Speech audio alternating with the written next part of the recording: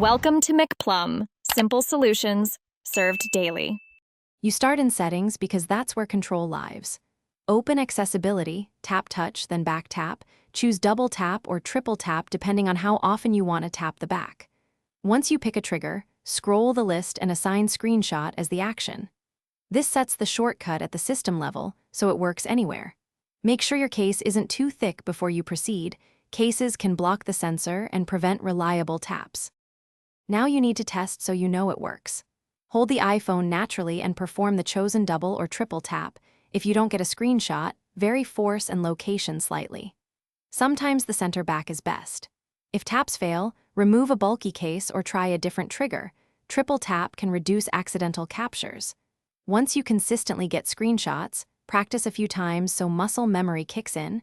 You'll then quickly capture screens without using buttons. Finish by verifying your screenshots.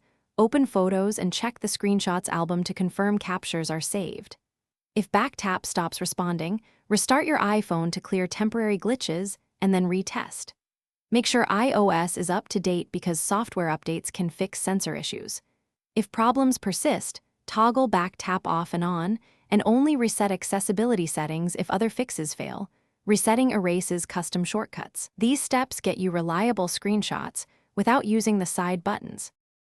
Thanks for watching. Stay juicy and subscribe.